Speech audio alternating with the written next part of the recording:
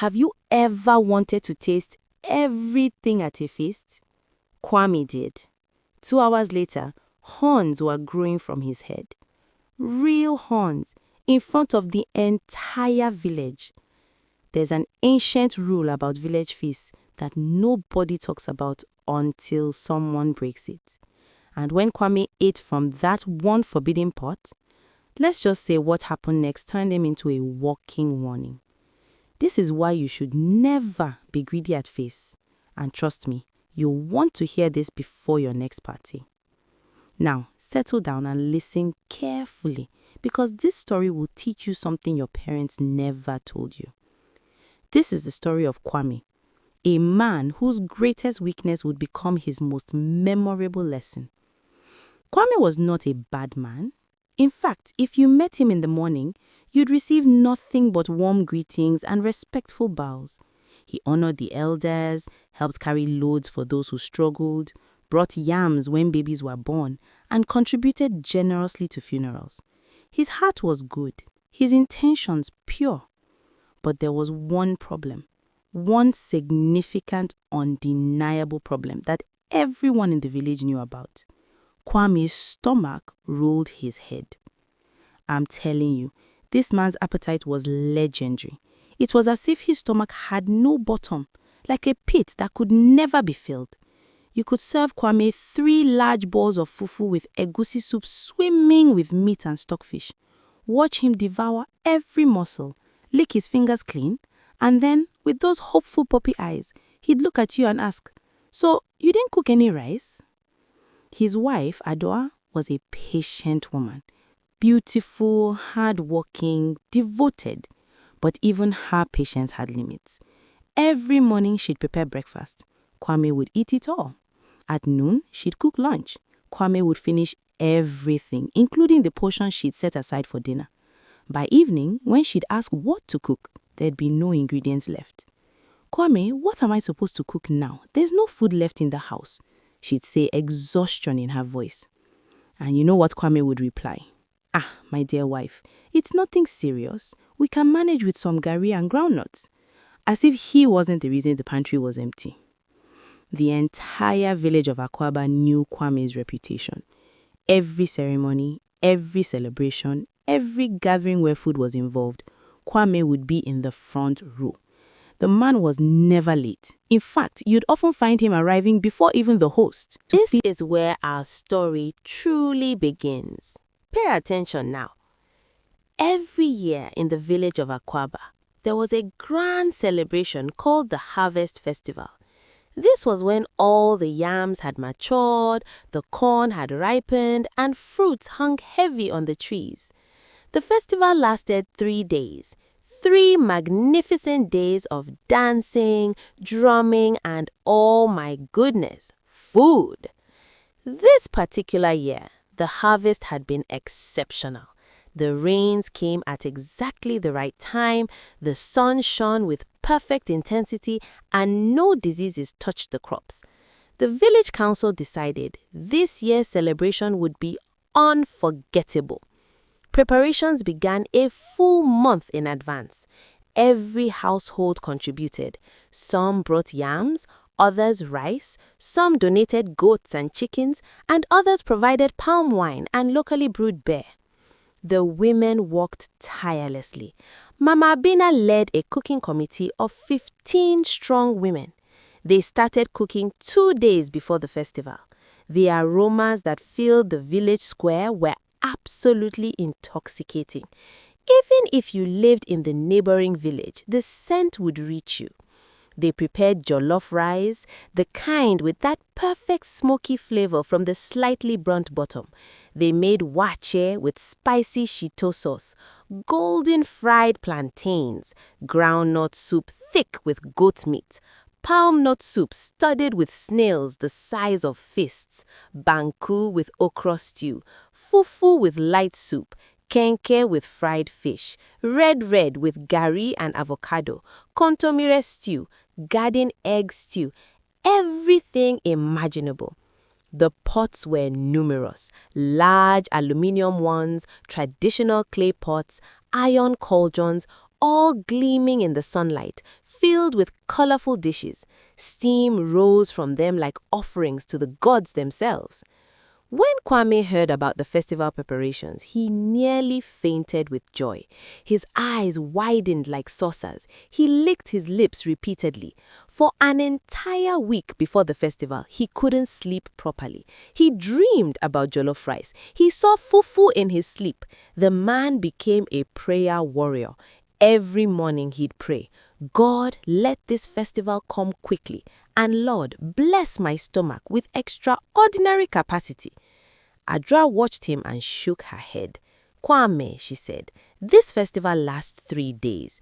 If you eat everything on the first day, what will you eat for the remaining 2? Kwame responded with a proverb. "My dear wife, a person who fears climbing trees shouldn't look for monkeys. I'll eat as things unfold." If Kwame's behavior concerns you the way it concerned Adjoa, please comment below and tell me what you would say to Kwame if you were his wife. And don't forget to subscribe because the real trouble hasn't even started yet. Finally, the day arrived, the first day of the harvest festival. The village square was packed with people. Everyone wore their finest clothes, men in white cloth and kente strips, women in their best wrappers with elaborate head ties. Children ran everywhere, playing and laughing.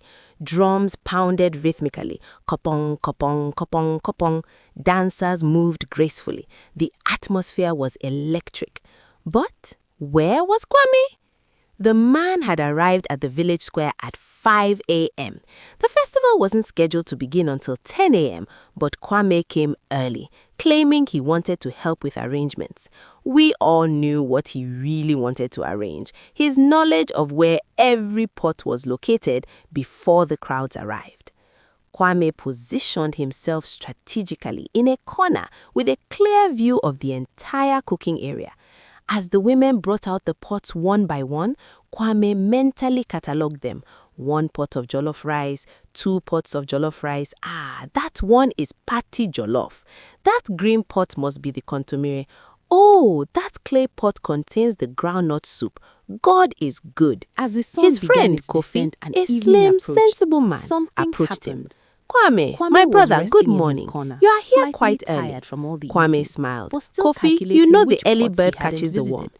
But we're Then not he saw hunting it. worms here. We're In a talking about shaded food. corner of the You're cooking not going area, to overdo it beneath today, a are you? massive baobab Kofi, tree, don't there was a worry. pot. I'll exercise This control. pot was different Today, from all the I'll others. just taste a It little wasn't from each pot. aluminium. I It won't wasn't overdo even a anything. regular clay pot. Kofi laughed. This He'd known was an Kwame since childhood. ancient-looking vessel Control with and strange food markings didn't exist in carved a into its sentence when it sides. came to his friend. The pot was covered As with the a thick festival wooden officially lid, began, sealed with the palm chief fronds.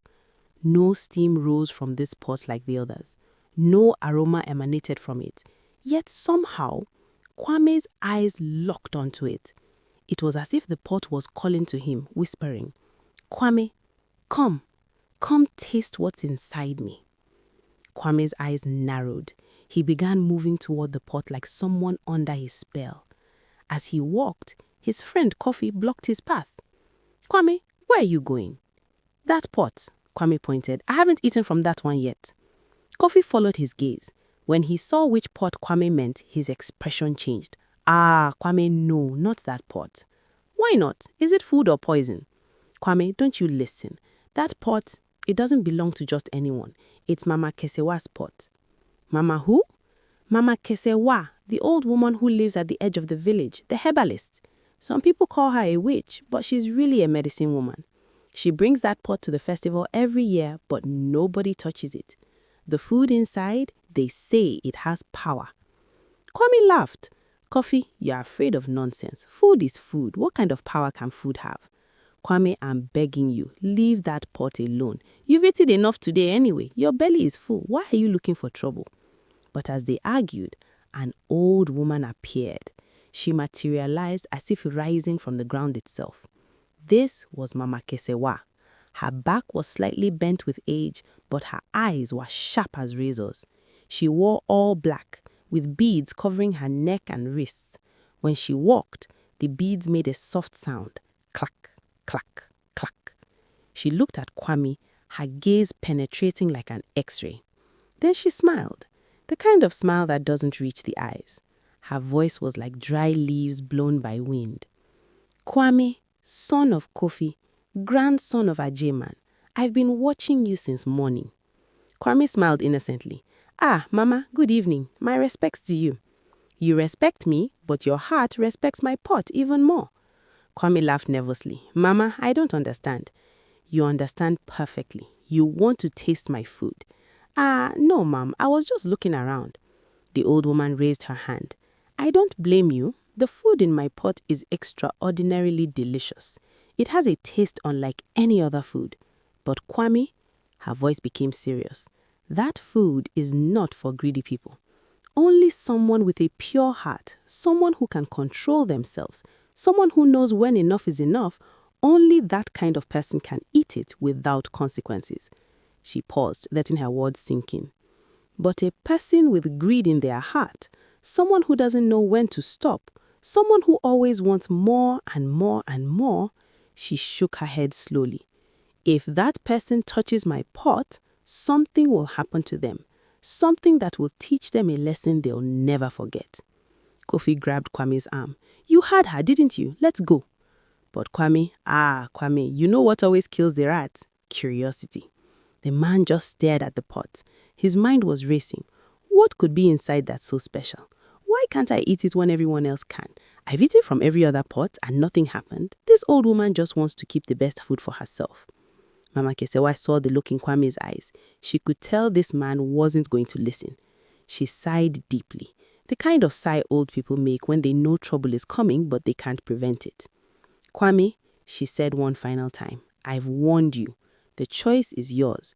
But remember, sometimes the sweetest food carries the bitterest lesson. She turned and began walking away. Over her shoulder, she said, when the horns start growing, don't say I didn't warn you. Horns? Kwame laughed out loud. Mama, you are joking. What kind of horns? But the old woman had already disappeared into the crowd. Kofi looked at Kwame pleadingly. My brother, you heard what she said. Let's go, please. Kwame pushed Kofi's hand away. Kofi, you are too fearful. Are you a man or not? You believe an old woman's story? Please move aside. Let me taste that food. I must know what is inside that pot that makes everyone so afraid. Before Kofi could stop him, Kwame marched toward the forbidden pot. My people, if your heart isn't beating fast right now, I'm not sure you have a heart. This is the moment. Comment below and tell me what you would do if you are Kwame. And please like this video if you want to see what happens next because things are about to get very interesting. The village square was still loud with music and celebration. People danced, children played. Nobody noticed. Kofi, check my head. Quickly, tell me there's nothing there. Kofi came closer and looked at Kwame's head in the dim evening light. His face twisted in horror. Ah, Kwame, your head. Something is coming out. What? I don't know how to say this, but it looks like Kofi couldn't say it. Say it now. Horns. Silence. The village celebration continued in the background. Drums beat, people laughed. But where Kwame and Kofi stood, there was only horror. Kwame touched his head again. The horns had grown more. Now they were about 2 inches long. He could wrap his fingers around them. Hard, smooth, definitely horns. Real horns growing from his head. Kofi. Tears began gathering in Kwame's eyes. Kofi, what have I done? What am I going to do now? But before Kofi could answer, the horns began growing faster, like someone had opened a tap. Whoosh! They just shot upward. 3 inches, 4 inches, 5 inches. Kwame screamed, this time loud enough for people to hear. When Kwame screamed, people turned to look. The drums quieted down. Dancers stopped. Attention shifted to where Kwame stood. Kwame quickly grabbed his cap and forced it back onto his head to cover the horns. But the horns had grown too large. As he pushed the cap down, the horns tore through the fabric, rip, and poked out through the top like antennas. Ah, what is that? Someone shouted. People began gathering around. Kwame stood there with his cap on, but 2 long horns protruded from it. Kwame, what is on your head? A woman screamed. It's It's nothing, just decorations. Kwame's voice trembled. Decorations? Since when do you wear horns as decorations? Another person demanded. The horns continued growing. 6 inches, 7 inches. They began curving slightly, like ram's horns. Smooth and brown, they gleamed in the firelight. Children ran toward Kwame. "Eh, Uncle Kwame has turned into a goat." They laughed and pointed. A small child, maybe 5 years old, tugged his mother's wrapper. "Mama, Mama, look, Uncle Kwame grew horns like our ram at home." The mother slapped the child's hand. "Be quiet, don't point." But even she stared at Kwame in shock. Kwame began to panic. He tried pulling the horns out. He grabbed them with both hands and pulled. But the horns were attached to his skull. They grew from inside his bones. The more he pulled, the more it hurt. "Ah! It hurts! It hurts so much!" Ajowa pushed through the crowd. When she saw her husband, she nearly fainted. "Kwame! Kwame! What happened to you?" "My wife, I can explain." "Explain what? You have horns on your head. Horns!" By now, the entire village had gathered. The festival had paused. Everyone stared at Kwame. Some laughed, some were frightened, some were simply shocked. Chief Kwabena pushed through the crowd, his walking stick in hand. When he saw Kwame, the old man stopped. His eyes widened. Good heavens, the gods are angry. Then from the crowd, Mama Kesewa appeared. The same old woman. She was shaking her head slowly, like someone who had already known this would happen. "Mama," Kwame fell to his knees before her. "Mama, please, help me. Remove this thing from my head." The old woman looked at him. "Remove it? Kwame, you put it there yourself. When I warned you, did you listen? When I told you not to touch my pot, did you obey?" The entire village gasped. "Ah! So, it was the pot," people began whispering among themselves. "You," Chief Kwabena pointed his walking stick at Kwame, "you ate from Mama Kesewa's sick." The chief struck his walking stick on the ground. "So it shall be. Kwame, you have heard. For the next 7 days, you will serve at every meal in this village. You will dish food for people. You will carry water for the elderly, and you will not eat until everyone else has finished eating." "Yes, my chief." Kwame bowed his head, the horns knocking against his chest. Now, my dear listeners, you might think the story has reached its climax. Wrong. The real comedy is just beginning. Because watching Kwame try to survive those 7 days with horns on his head, that was entertainment by itself. Day 1. The shame. The first morning after the horns appeared, Kwame woke up and touched his head, hoping it had all been a dream. But no, the horns were still there. 8 inches of solid horn, curving backward like a ram's. He tried to wear a cap. The cap tore. He tried wrapping cloth around his head. The horns poked through. He tried to squeeze through his doorway. Bang! The horns hit the door frame. Ajwa sat in the corner watching him. She wasn't even angry anymore. She was just exhausted. "Kwame," she said quietly, "I've been telling you. All these years I've been warning you, but you never listen."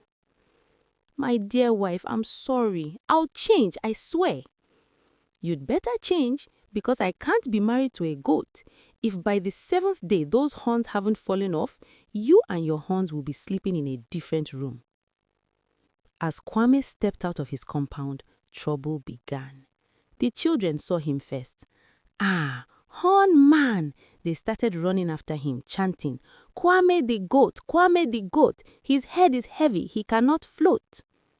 Even the village goats began following Kwame around. It was as if they recognized their brother.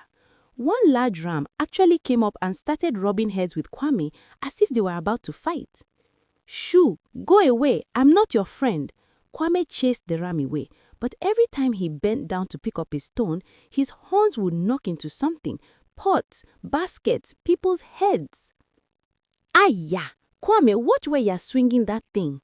The whole village turned it into a joke. Mama Ajoa even composed a song. Kwame ate the forbidden food. Now his head is not so good. With horns so long and horns so wide, there's nowhere for Kwame to hide. But Kwame remembered his mission. He had work to do. At the village square, they'd arranged breakfast for the remaining festival guests. Kwame reported for duty, ready to serve. Mama Abena, head of the cooking committee, looked him up and down. "Ah, Mr. Hans, you've arrived." By the second day, Kwame had discovered that having horns on your head was no joke at all. Want to bathe? The horns jam the bathroom door. Want to sleep? What position do you sleep in? Lie on your back? The horns press against the pillow and hurt. Lie on your side? One horn points up, the other digs into the sleeping mat. Want to wear a shirt? Forget it. He had to cut a hole in the collar for the horns to pass through. But the funniest incident happened when Kwame went to help fetch water. The chief had assigned him to fetch water for all the elderly people who couldn't carry their own. Kwame tried to balance the bucket on his head, or at least he tried, but the horns were in the way. The bucket wouldn't sit properly. It tilted this way and that. Finally, Kwame had an idea. He balanced the bucket between the horns, like the horns were hooks. It worked. The bucket hung there, perfectly balanced. When people saw him, they started laughing. "Ah, look at Kwame. He's become a mobile water carrier. The horns have an advantage after all." Even Kwame himself laughed a little. If you are going to suffer, you might as well find the humor in it. But the real test came when Kofi invited him to lunch. "Kwame, my brother, come eat with me. My wife cooked your favorite palm nut soup with fufu." Kwame's heart jumped. Palm nut soup with lots of meat, his favorite. But no, he had to resist. "Thank you, my brother, but I've already eaten." "Eaten where? I haven't seen you eat anything since morning." I'm fasting. Yes, fasting. So the horns will fall off." Kofi looked at him with pity. He knew Kwame was lying. He knew his friend desperately wanted that soup. But he was also proud of him. For once, Kwame was exercising control. "All right then, but if you change your mind," Kofi waved the aroma toward Kwame with his hand. Kwame closed his eyes tightly. He turned his head away, which was a mistake, because as he turned, the horns swung and knocked over Kofi's clay water pot. Crash! Water everywhere. "Ah, Kwame." "Sorry, I'm so sorry. I'm not used to having horns yet. I don't know how to control them." They both just laughed. Even in suffering, friendship endured. By the third day, something began changing in Kwame's heart. It wasn't that the hunger had reduced. No, if anything, it was worse. But something else was happening. As he served food to people, he began truly seeing them. Before, when Kwame attended parties, he only saw the food. He never even noticed the people. But now, as he dished food onto their plates, as he gave them water to drink, he began seeing their faces, hearing their stories. Mama Efwa, an old woman who'd lost her husband last year. As Kwame served her food, she smiled at him with tears in her eyes. "Thank you, my son. You are doing well. May God bless you." That blessing touched Kwame's heart somehow. He realized that in all the years he'd been eating at parties, he never once served old Mama Efwa. In fact, he wasn't even sure if he'd ever greeted her before. Then there was a small child, maybe 6 years old, who came for food. The child was thin, clearly suffering from malnutrition. Kwame gave him his portion, but the child just looked at the food without eating. "Child, what's wrong? Aren't you hungry?" Kwame asked. The child nodded. "I'm hungry, sir, but I have brothers and sisters at home. They haven't eaten since morning. If I take this home, we can share it." Something shifted inside Kwame. His eyes watered. This small child, who hadn't even eaten, was thinking about his siblings. But Kwame, a grown man, couldn't leave one pot without eating from it. "Wait here," Kwame told the child. He returned to the cooking area. "Mama Abena, please, I need a favor." "What do you want, Kwame? More food? You know that." No, it's not for me. It's for a small child. The child has siblings who are hungry. I want to give him extra food, but I know you won't let me take from the common pot." So, Kwame reached into his wrapper and brought out the small portion Mama Abena had given him earlier, which he hadn't even touched yet. "Take this, add it to the child's portion, so they can share it at home." Mama Abena stopped and looked at Kwame with new eyes. "Kwame, are you sure? This is your own food. You haven't even eaten it." "I'm sure. Give it to the child." He began reciting scripture his mother had taught him as a child. "Man shall not live by bread alone. Man shall not live by bread alone." His friend Yao, who was nearby, joined in. "But by every word that proceeds." "Come on, Kwame, you can do this." Other people who'd heard Kwame's story began encouraging him too. "Kwame, be strong. You've made it to day 5. 7 is coming. Control yourself." Slowly, painfully, Kwame turned away from the food. He went to stand in a corner where he couldn't see anything. He stood there, breathing deeply. The horns stopped itching. He'd won. But the day wasn't over. After the feast, as Kwame was packing away the remaining food, the chief called him. "Kwame, come here." Kwame approached, head bowed, horns pointing forward. "Look at me." Kwame raised his head. The chief looked at him for a long time. Then he spoke. "You know, when this first happened, I thought you were a completely hopeless case. I thought you had no self-control, no discipline. But these past 5 days, I've been watching you. I've seen how you serve people who before you wouldn't even acknowledge. I've seen how you control yourself even when food is right in front of you. Kwame, I'm proud of you." Kwame's eyes began watering. "Thank you, my chief. But don't cry yet. You still have 2 more days. Let's see if you can finish well." Kwame nodded. He was determined now. He'd come this far. He had to finish. My people, if Kwame's struggle is inspiring you, please show some love. Drop a comment and tell us which temptation is hardest for you to resist. And if you haven't subscribed yet, what are you waiting for? Subscribe now so you can hear how this story ends. By the 6th day, something unexpected. The 7th day arrived, the last day. By sunset, if the horns hadn't grown even 1 millimeter more, they would fall off. But if Kwame showed any greed, even the slightest bit, the whole village gathered in the square to watch. It had become an event. Everyone wanted to see whether Kwame would pass or fail. Mama Kesewa stood in the center, looking at Kwame with those sharp eyes of hers. "Kwame, son of Kofi, this is your final day. But I won't make it easy for you. Oh no, I'm going to test you properly." She clapped her hands. Young men brought out a large table.